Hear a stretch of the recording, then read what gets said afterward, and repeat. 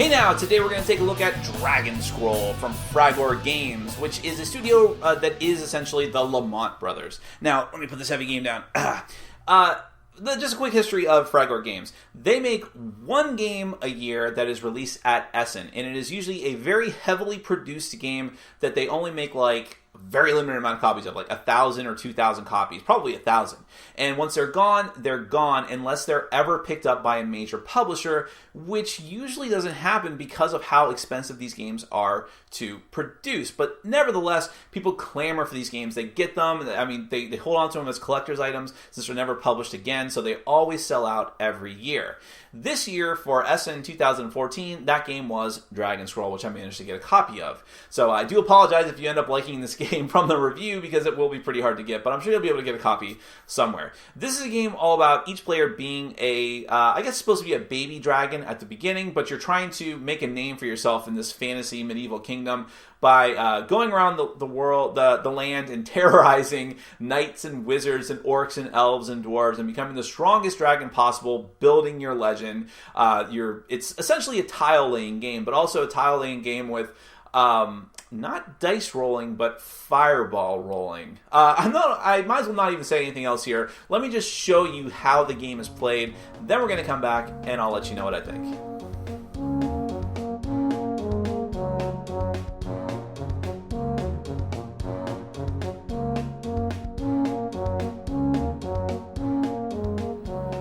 Alright, I'm just going to give you a brief overview of Dragonscroll. This is a competitive game for 2 to 4 players where the goal is to have the most points by the end of the game. The end of the game is going to occur when the entire stack of tiles has run out. As you proceed through the game, you're going to be laying out tiles onto the board and getting it bigger and bigger, putting out more little meeples representing different threats that the dragons may have to face, and also potentially putting out villages as well. So at the beginning, each player is going to take one of these dragons, and each of the dragons is mostly the same. They just have different starter personality story cards that they'll come together with their own set of bonus cards. Other than that, there's nothing really different mechanically about them. They're made out of this cool polymer clay Fimo stuff. I'm not really sure what you would call it, but they look really cool. Let's see if I could focus it. You'll have to bear with me. I've got a new camera that I'm playing around with. All right. And they all have their own names as well. Like this one is Snot. This is the one I like to play with. Since there's no blue dragon, I'll just play with the green one. And there's the last one there. These are worth showing off. And here are the little villages as well, which are also the other most impressive thing about this game. And these come in 5 different colors. They're not linked up to the colors of the dragons. They're linked up to the colors of the other little creatures that you may run into. So, for instance, here are the wizards. So the wizards village is the purple shack. Then you have knights, the little knight pawns with the little knight village. These are elves. Yeah, see the resemblance to all your typical Tolkien elves. And here's dwarves, and finally orcs. What, you don't know that's an orc? Shame on you. So once you have your starting dragon, and everyone's got their dragon, and they'll have their starting cards and their storyline card, then you'll also set out the starting tiles. The 4 starting tiles are the same in every game. However, there is a different side that you can use, which just has different terrain around the edges, but it doesn't really matter. Now, you'll also have, as far as your character card goes, the cool thing about this is that what it really is not just a way to tell which dragon you are, but it tells a little blurb of story. Like, this is the tale of Snot the Foul, an unkempt but noble dragon. And this story is going to continue whenever you get victory point cards. So at the bottom of every victory point card, you'll, like, for instance, if you slay one of these wizards, you'll actually slide it underneath your card. And then at the end of the game, whoever the winner is, they get to read their entire story from start to finish. But we'll get back to that in a little bit. So once you figure out who's going to start the game, then you'll just begin, and turns will always be in clockwise order. Remember, the game is going to end when all the tiles are gone. Now, you always do the same thing, the same 3 things on your turn, and you always have to take a bonus action as well. The first thing you do is draw and place a tile. So that's as simple as taking it from the stack and putting it out. Whenever you're drawing a tile, just like in games like Carcassonne, you have to match sides together. So this one has a normal flat grassland side and a mountain side. So I could put it here, because there's flat grassland there, or I could put it here because that's continuing mountains. And if And if it was trim, so for instance, trim doesn't really matter as far as moving terrain, so I'm skipping ahead of myself. But so I could not put it here because there's forest on the edge of that tile. So terrain has always got to match up. And whenever you finish putting out the tile, then you have to populate it with whatever icons are out there. So there's a little red mace. That means orc. So I have to put an orc out there on the board. I'll show you a few other examples. You have this tile here, which has which I know is hard to see. I'm still working on the focus on this camera. But those are the knights and goats. So, so when I put all that out so that I can match it there, because it matches clear terrain to forest terrain, then I'll be able to populate it with a knight and a goat. So some of these will have more than one. Some of these will also have the village icons. Whenever you get the village icon, that means, surprise, you have to put the village tile down onto it, whatever the appropriate one is. So this is the dwarf village. So there you go. I'll go ahead and put the dwarf village out. And so on and so forth. There's also tokens that might put out the special royalty cards. The royalty cards represent the elf, orc, and dwarf, elf, orc, and dwarf royalty. And so whenever one of those tiles is out on the board, whenever you land on that spot, you'll be able to take one of these cards that represents you capturing the royalty of one of these different races. In any event, once you get done placing on your tile, it's time to move your dragon. At the start of the game, you choose which of the 4 starting tiles to go to. Picture that these aren't here right now. And then you just get to move. But from then on, wherever you end up is where you're going to start from. Now, dragons can move continuously as many spaces as they want, as long as it's a continuous chain of the same terrain. So if it's all flat grassland, I can go as far as I want along that. But as soon as I go onto a full patch of other terrain, then I have a problem. Then I'm going to have to stop immediately. So let's put out a full forest or a full mountain right here. So if I move from flat onto that tile, I have to immediately stop. And even if I was moving out of it right now, just one spot, I would again have to stop. And you have to move every turn to a new tile. Once you get done moving, you decide whether or not there are threats around you. Oh, also, if you stop in a space with if you go through a space with a knight, you immediately have to stop because you always have to fight knights because dragons fight knights. That's just what they do. You also can't stop in a space with another dragon or a village. So let's say that I go to this spot here. Now, I'm not within range of the knight because knights, wizards, elves, and dwarves, typically, you can't fight them if you're adjacent, even diagonally or orthogonally. But orcs are always in range diagonally or orthogonally, or in the same space. So then it's time to hurl fireballs. Every player starts with 2 of these little fireball tokens, which represents your flame strength that you're able to breathe out. And you may be able to get more, which I'll get back to in a second. So whenever it's time to fight, you're going to take that many. And by the way, this game does not come with this little dish. You have to get that yourself, which I do recommend. But it comes with these little fireballs. So you'll take however many fire tokens you have and get that many fireballs. Then you have to roll them down the Flaming Tower of Death, which you do have to construct ahead of time. In the Flaming Tower of Death, there is a ball that is just used for the other balls to bounce off of. You put it in the center. So I'd roll this many balls down and see which of the 4 spaces they come out in. Each space, it's kind of hard to see here, but it has a different symbol representing one of the different races in the game. Either elves, dwarves, orcs, or on this side, here, I'll just take it out like this. It actually has a symbol for the wizards and the knights. And what my goal is to get my fireballs to come down in the appropriate spot for the enemies that are within range. And this was a terrible roll because neither of them came down in the orc spot, which means I cannot kill that orc. If you cannot kill every enemy that you're faced with, you have 2 options. You either have to take one of these broken minstrel tokens, which represents you killing the minstrels that are going around telling the stories of your grand defeats, and these are going to be worth -1 point at the end of the game, or you discard one of your Dragonscroll cards. The Dragonscroll cards, you're going to start with 3 of them in hand, and you can have up to 5 at any time. The Dragonscroll cards are like sort of victory point goals that you are working towards. So let me see if I can focus on that. So, for instance, this one here says Dwarf Army.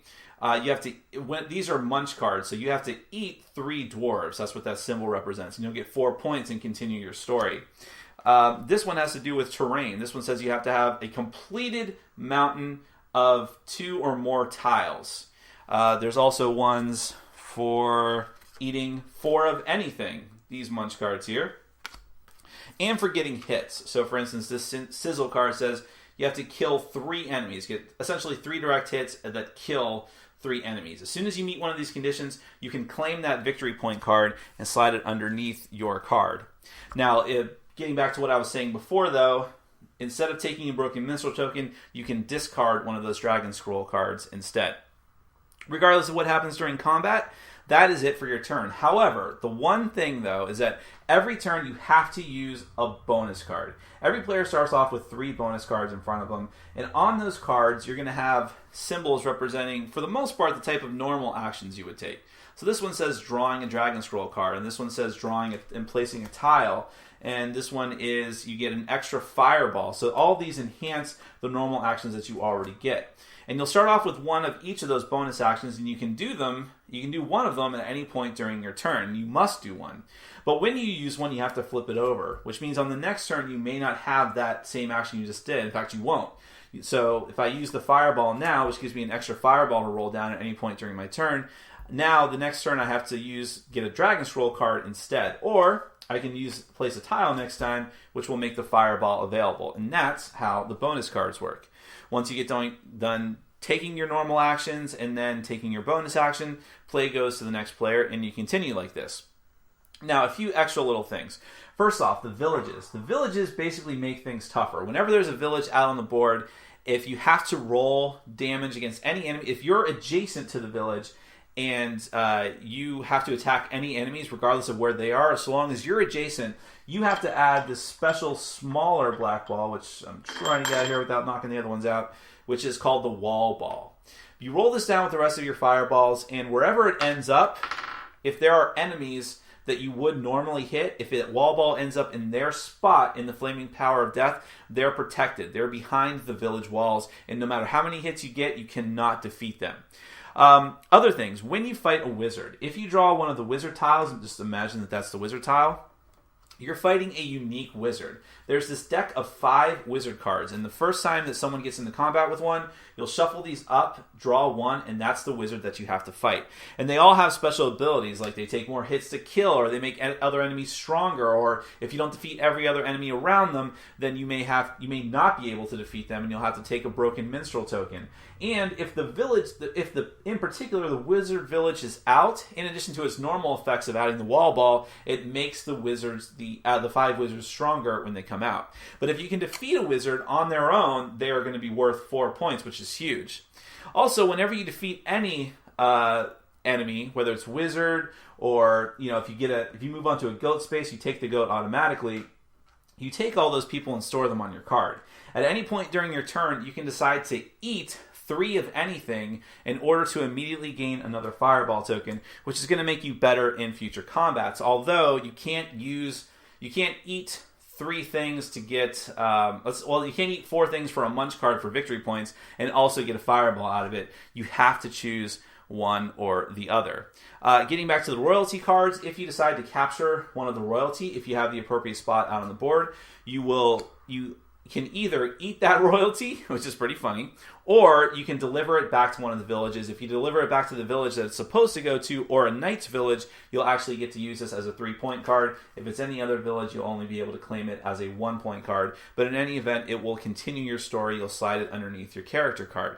And, that's pretty much it. That is the game. You're just going to keep laying tiles down, fighting all the threats that come out, trying to get stronger and become the best dragon that there could possibly be, the greatest dragon in the land, that they will be singing these fantastic tales about for the rest of time. Now, let's get to my final thoughts. Okay, theme and components on Dragonscroll are both fantastic. I mean, components, just look at it. It's gorgeous. This polymer, Fimo miniatures that they have here just look great. They feel great. Just having the little villages out. When the tiles are good quality, the fireballs, the Tower of Death is kind of flimsy cardboard, but whatever. The little fireballs and the wall ball, all that stuff. It's all very, very cool, beautiful looking. By the end of the game, when you have everything laid out and you have all these villages out and the dragons and all these little meeples out on the board, it looks fantastic.